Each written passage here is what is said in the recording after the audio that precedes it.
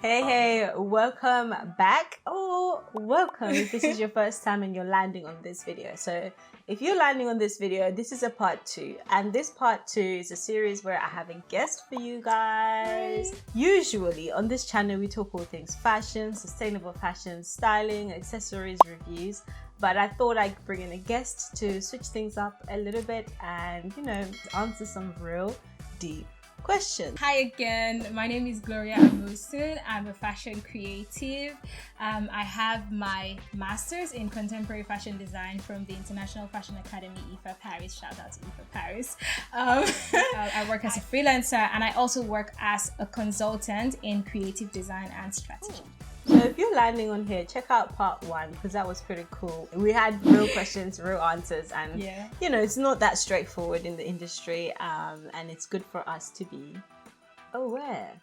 What is the main difference between fast fashion and luxury? First of all, I think it's important to note that fast fashion and luxury are actually competitors. Because I would say that your Gucci, your Louis, Hermes, they're sitting there like, you catching up or no? No, but in terms of money, the revenue, fast fashion actually makes more. No. Luxury makes a ton of money. Of course. But fast fashion is actually what sells. So I guess I can see where the numbers will add up. I just thought the margins were big enough in luxury. Well, the margins are big. They are big. But then the truth is, fast fashion has its target market. Luxury has its target market. Not everyone can afford luxury.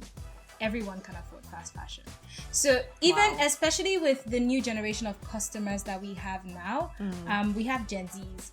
A typical Gen Z will wear H&M and Gucci in the same outfit. Yeah. Okay, so they're purchasers of both luxury and fast fashion, and while that is, you know, adding to the luxury revenue, it's also adding to the fast fashion revenue, because in the end, the people that are buying luxury are not buying only luxury. They're buying some fast fashion too. And while there is, you know, that 2% that buy only, they sleep in Gucci, you know, the majority of people who buy luxury have something from fast fashion in their wardrobes. That's not technically a problem, because that's the point of luxury, right? If a luxury brand is accessible to everyone, it's kind of lost its essence. It drops a little bit, yeah. The good thing is, right now, what we see more of is even collaborations between luxury and fast fashion. That is the point. To reach a compromisable price where the average Joe can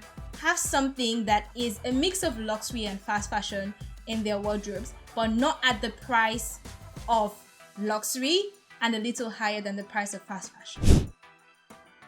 What's the difference between a £300 bag and a £3,000 bag?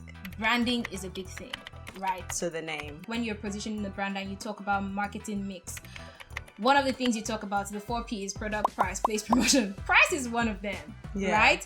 And you're going to price your products at a certain point, depending on the whether it's luxury, whether it's affordable luxury, whether it's, you know, basic fast fashion. There's also the materials. Sometimes it's where these things are produced. Sometimes it's where these things are sourced. Sometimes, yes, there are brands who would still produce in the same places, and then they ride on, you know, the name, which in the end, when you consider branding, it's part of it, right? The truth is, most times the higher priced products have great quality, right? They might not be so much better quality than another product that is not as high priced as that, but that is their positioning. There are other things that go into it: the entire supply chain, the cost of production. Something that is produced, for instance, in Europe is way more expensive than something that's produced in Asia, even though it's the same production that's going into it, right? Something that's being produced in-house is way more expensive than something that's outsourced to a production company.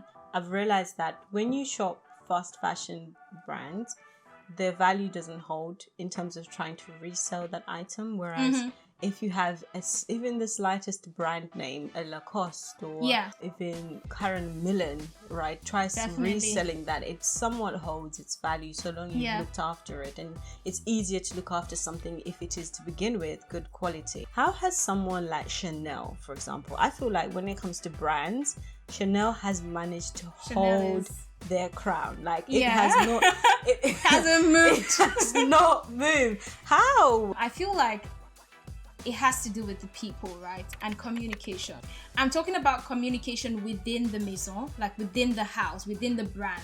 It's easier, I feel like, to even maintain that perception of the brand with the customers, because it's all with marketing, you know, like you make sure that, you know, this is what they're seeing about the brand. You play with exclusivity and all of that. But then when you're trying to maintain a culture within the brand, it takes a lot of work. You have to now actually do the work. You have to literally teach the culture to these people. So I think Chanel, for one, has done a great job at passing down, you know, what Gabrielle Chanel stood for, the essence of the brand. I feel like one major thing with brands that have been able to like hold their crown is just excellence and passing that down from generation to generation, not just of customers but of workers, you know.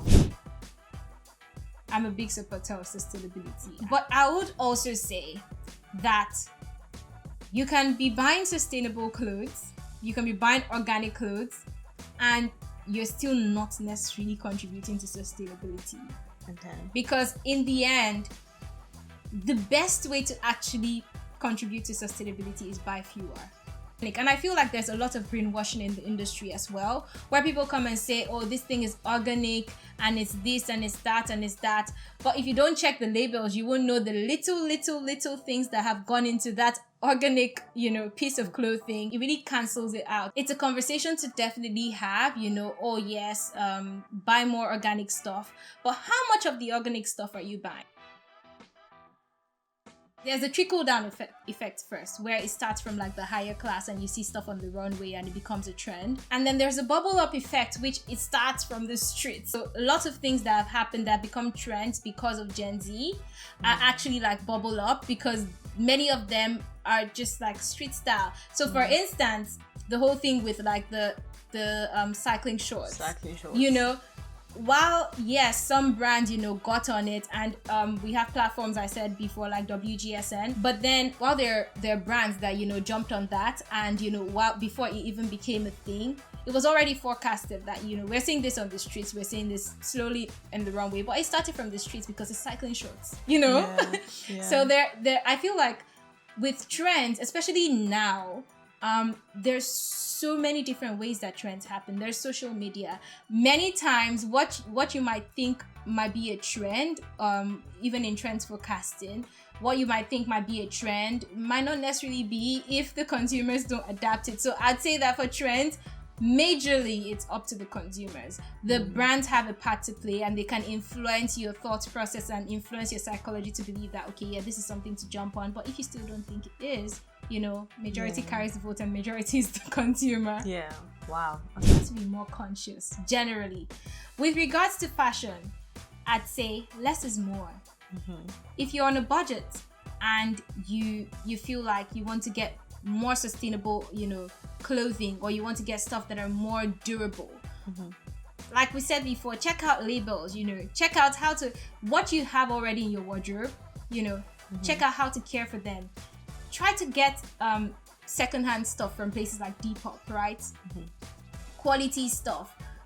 Conscious consumption, like I can't even emphasize that enough. You know, because the truth is, many times you feel like, oh, if I buy something from an online store and I return it, you know, then, you know, I'm being more sustainable. But then sometimes the stuff you return still ends up in landfill because it takes them more time to repackage it and resell it. Wow. That's a mentality towards somewhat renting, affordable renting pieces, essentially, is what they're saying. One of the things that's contributing to people just buying stuff and, you know, returning it is social media. Why? Because with rentals, many times you don't necessarily get your money back. But then with buying, you know, you get your money back and you're not necessarily spending. But then look into styling what you have already. Yeah. To create new looks and be social media sassy. I'm all for it. Like, yes, queen, bring it on.